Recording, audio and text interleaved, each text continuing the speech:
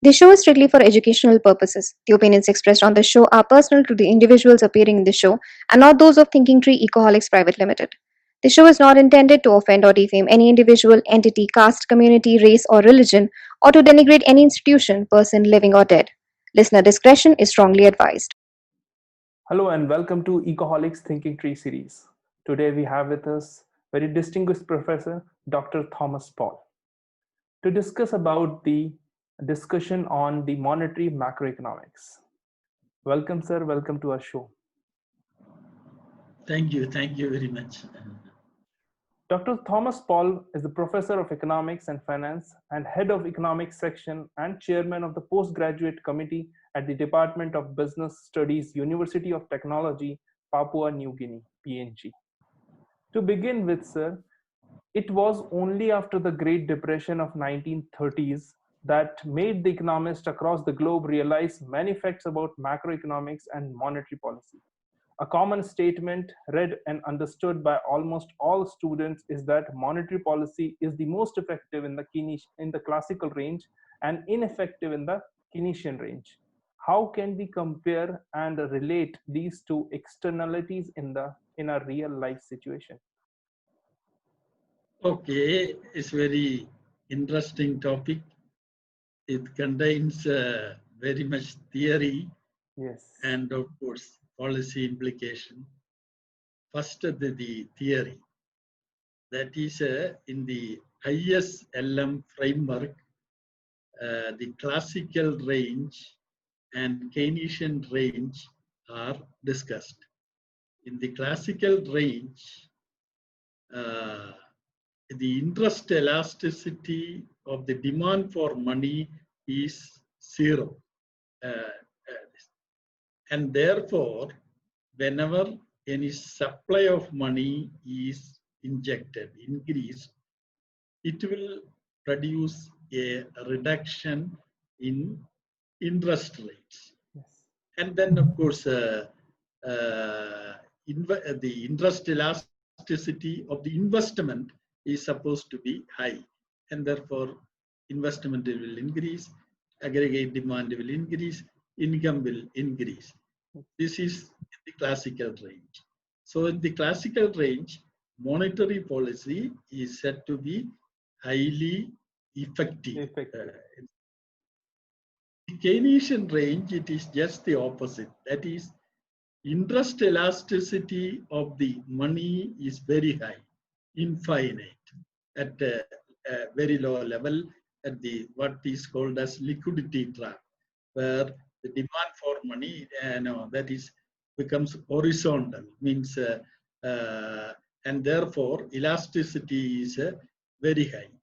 It simply means that whatever money supply is increased, it will not have any effect on interest rate, Yes. but it will be ordered by the people. Demand for money is very high. So whatever supply is done, it will be demanded. That is the simple meaning. And therefore, what is the implication for monetary policy is that when money supply is increased, interest rate will not be reduced. Interest rate will remain at that low level. There will not be any reduction in interest rate. Then the interest elasticity of investment is supposed to be low also. And therefore, the monetary policy in Keynesian range or in the liquidity trap region, when demand for money is horizontal, the Keynesian range, the monetary policy is not at all effective. And therefore, Keynes has advocated fiscal policy, increasing government expenditure to stimulate the aggregate. Now, when we apply these two theoretical constructs to the practical world, we can see that both have its relevance.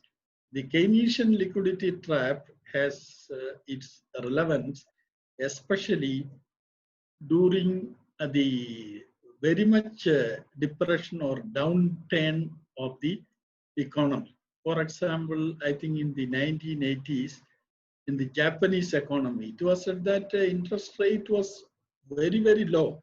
And money supply is increasing as had at that time no effect on investment, aggregate demand, etc. The same was more or less the situation in 2008, 2009 financial crisis.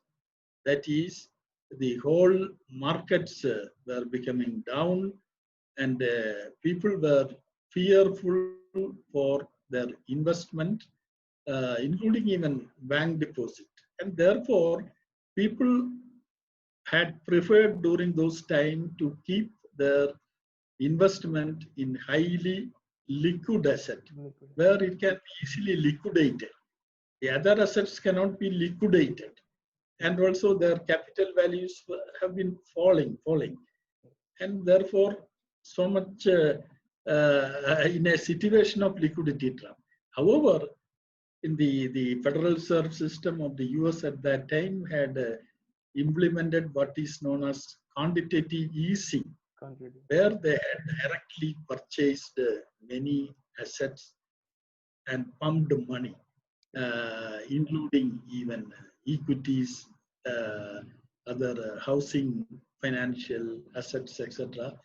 The Federal Reserve System had directly purchased, pumped money, and to some extent they were able to influence this quantitative easing to stimulate the economy. Therefore, the Keynesian concept is right, but at the same time, the monetary authorities have learned new techniques, new ways to overcome those situations.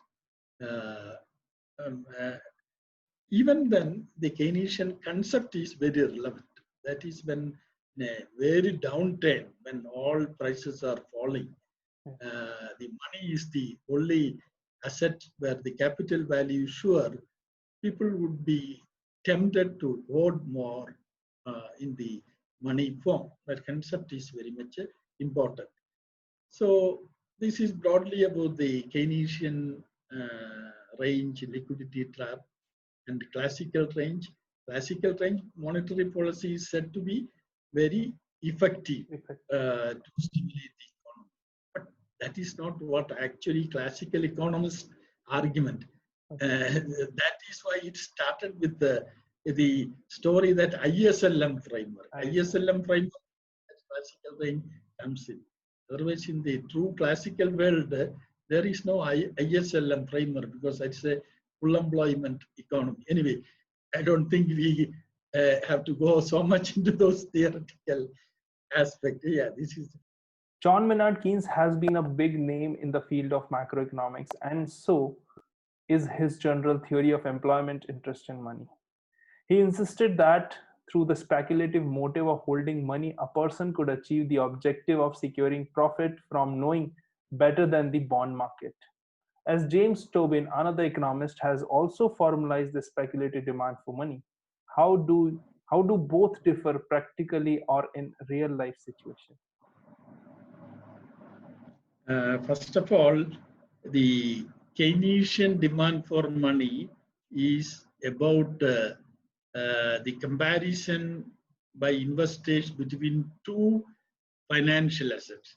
One is a bond, where the capital value would fluctuate. It means the price of bond will go up and down depending on interest rate, market interest rate changes. If market interest rate is low, bond price will increase. If market interest rate increases, bond prices will come down. So somebody who has purchased the bond and then if its capital value goes down, for him is a return.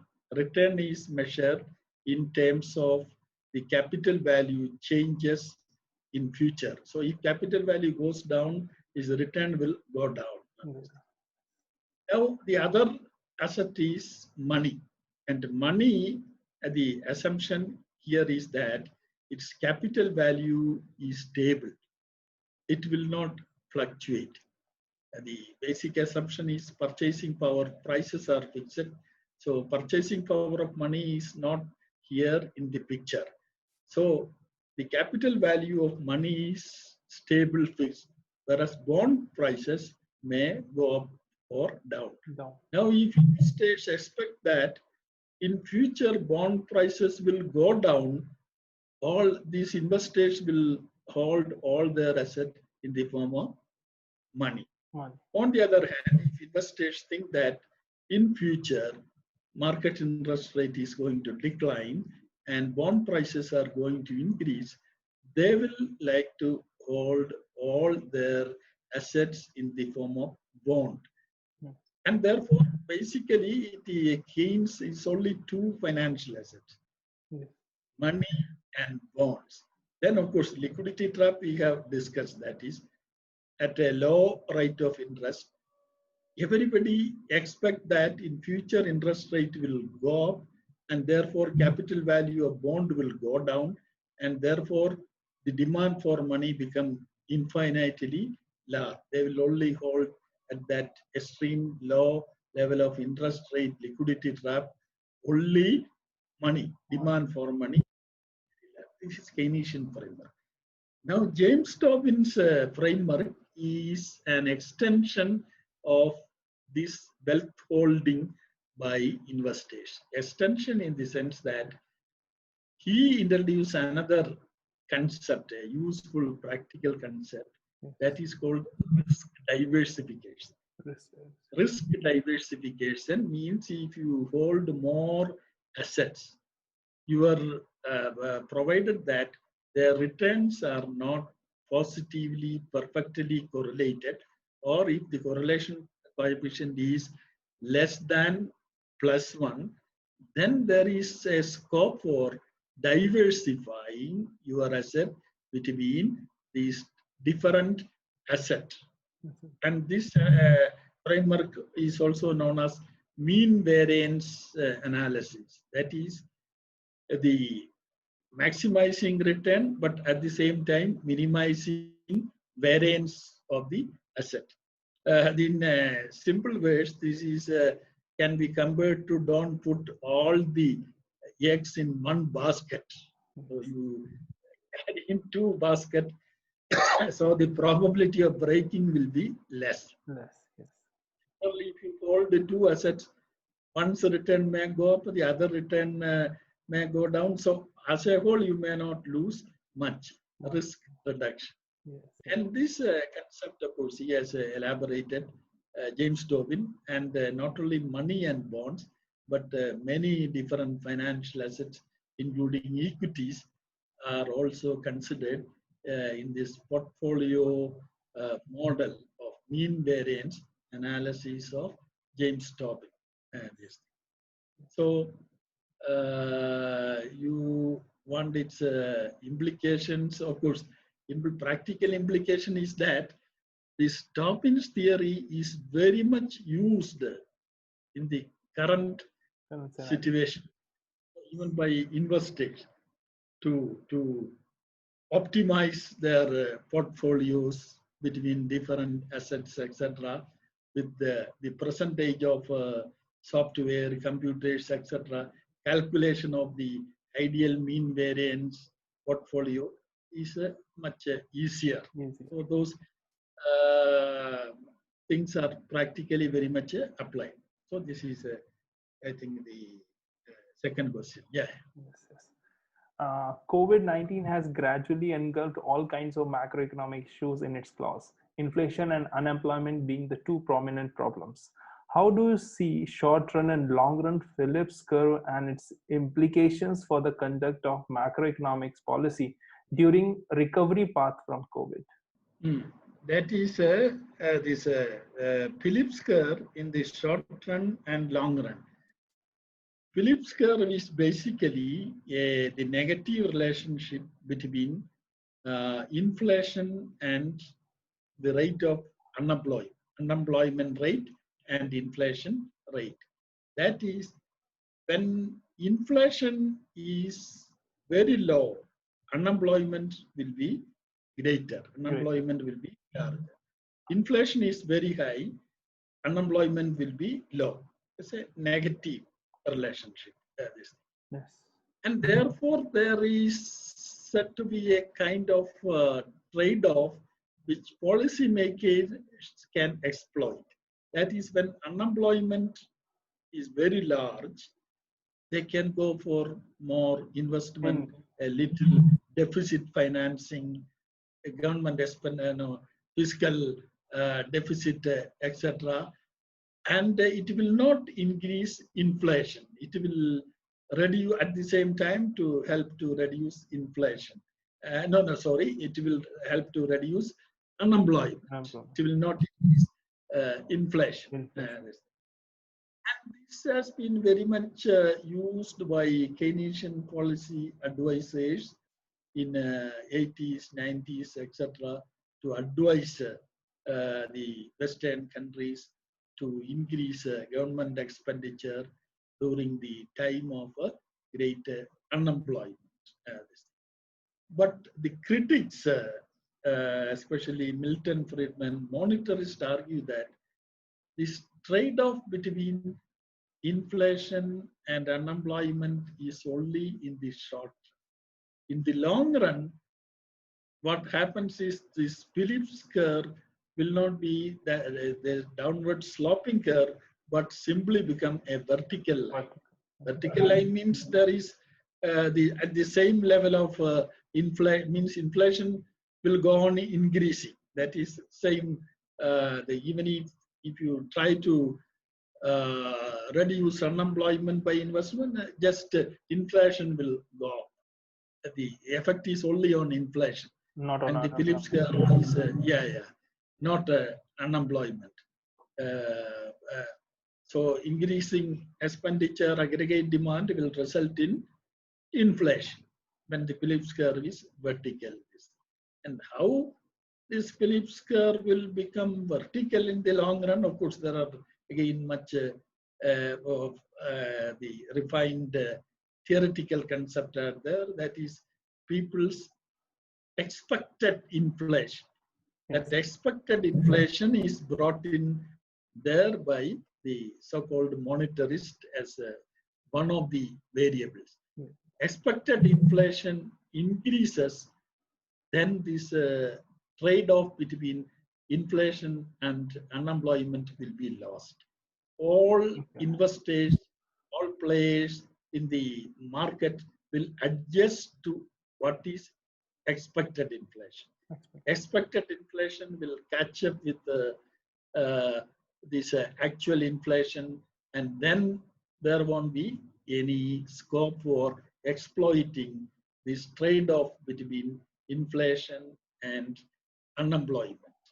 But in the very short run, even monetarists argued that, maybe this Phillips curve is not vertical. There may be some scope to increase government expenditure, aggregate demand, and to reduce unemployment. So this is what the idea of Phillips curve, this thing, in the short run and in the long run.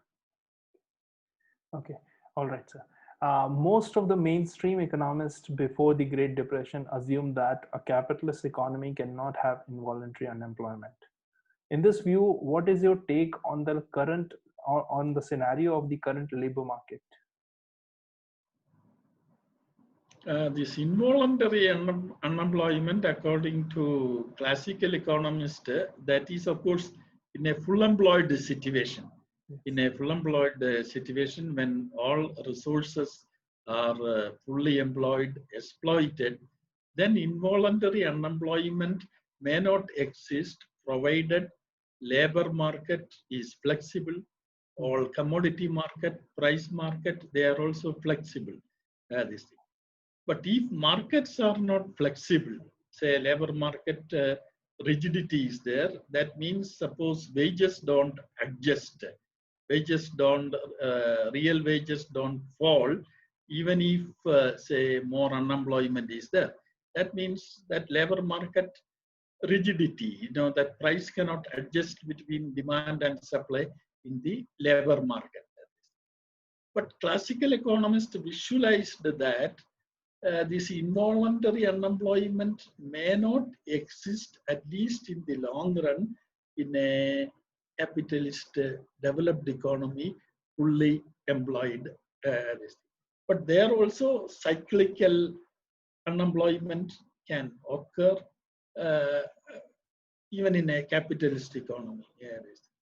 Now, in a developing country, this thing, first of all, resources are not fully employed. So that model of full employment economy cannot be applied here. A lot of resources are unemployed. And therefore, involuntary unemployment definitely exists in developing countries like India. And also, unemployment here comes basically due to both supply factors and demand factors.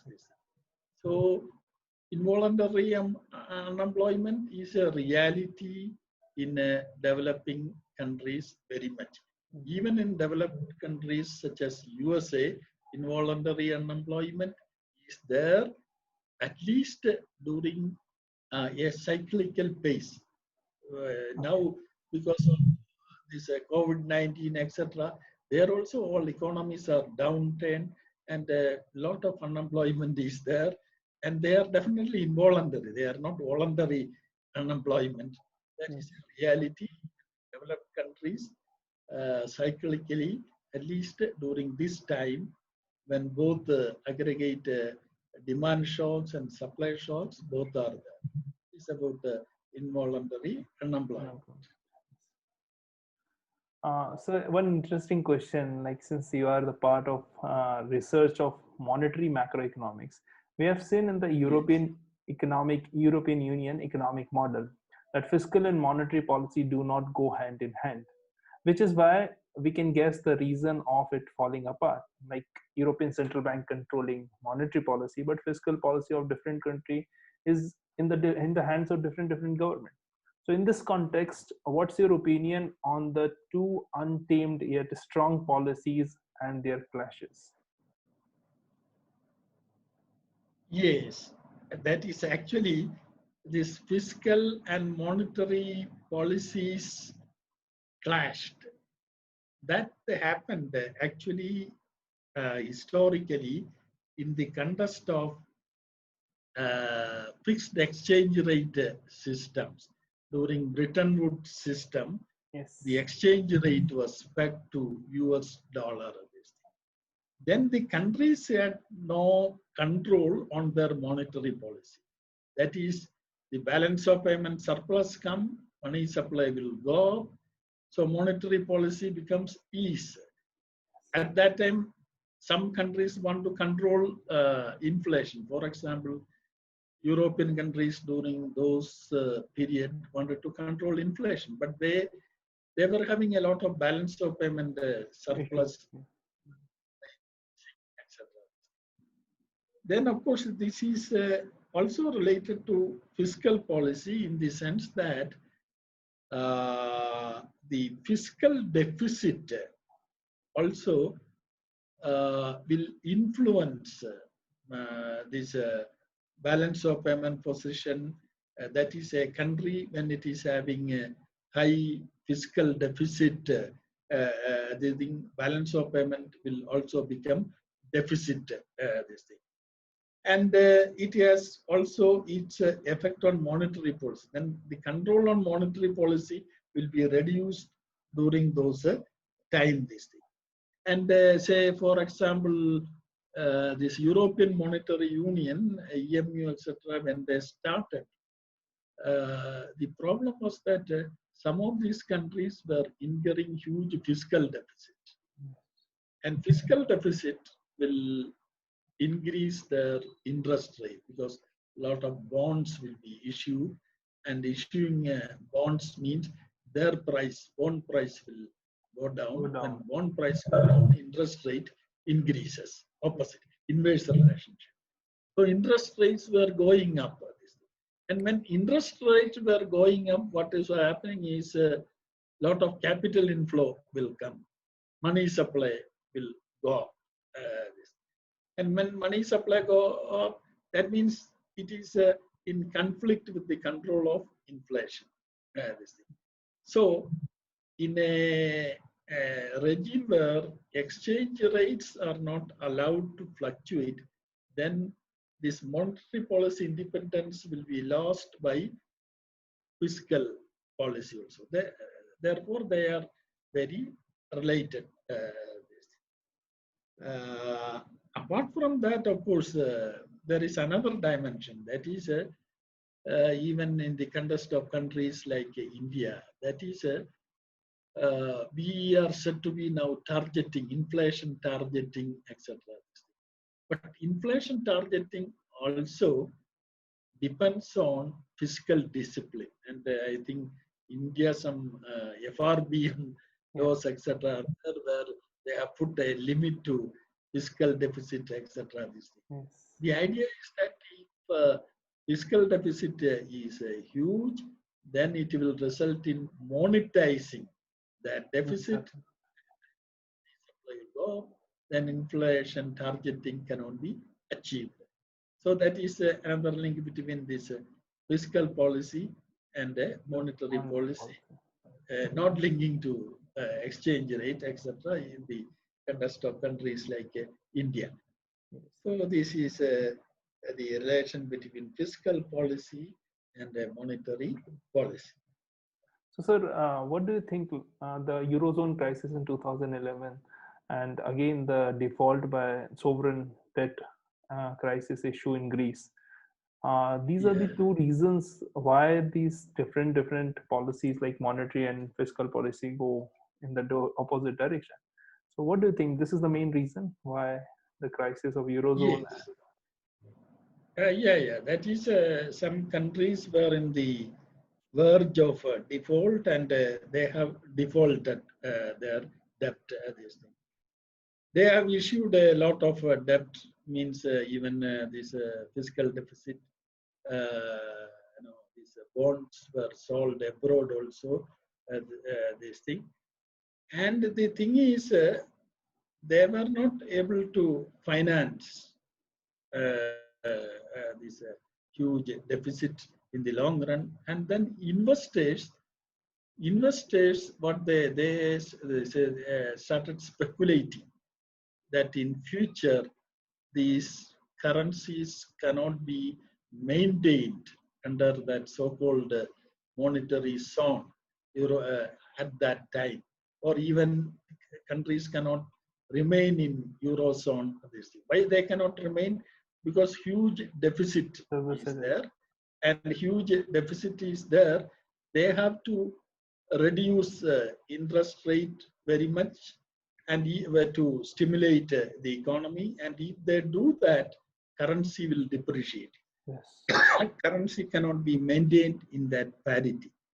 So speculators began to oversee this thing, and what they have done was they have sold short many of the currencies of these countries to which the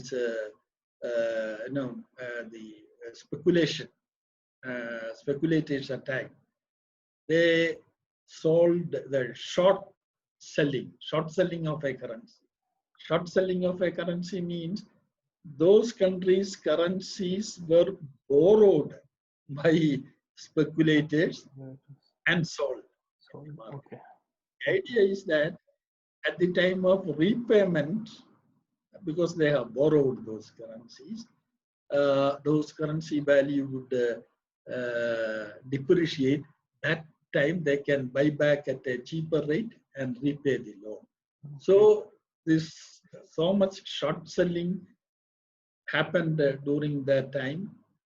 Some of these European countries, and their currencies at that time were very unstable. They could not be even maintained within that parity. And that is actually one difficulty of remaining within this Eurozone, unless those countries also coordinate their fiscal policies together. Okay, that's a great point, sir. Great point. Yes. So it was a very informative session. At last, if you have few words for Ecoholics to motivate. In my view, Ecoholics is doing a very important, noble work. I think you are inviting many economists and also providing a platform to express their opinion, views, and in turn, you can also disseminate these ideas to a vast student audience, public audience, etc. And in that process, Ecoholics is doing a great work, and I really appreciate and congratulate the Ecoholics and its office bearers and coordinators like you. Thank you, sir. Thank you so much.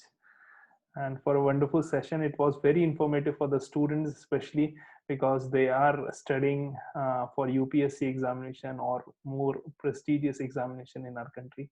So it was a very wonderful session, eye-opening session for the basic of economics, very important in order to understand the current situation. So once again, thank you so much, sir, for accepting our invitation, and it was a wonderful session. Thank you very much. I think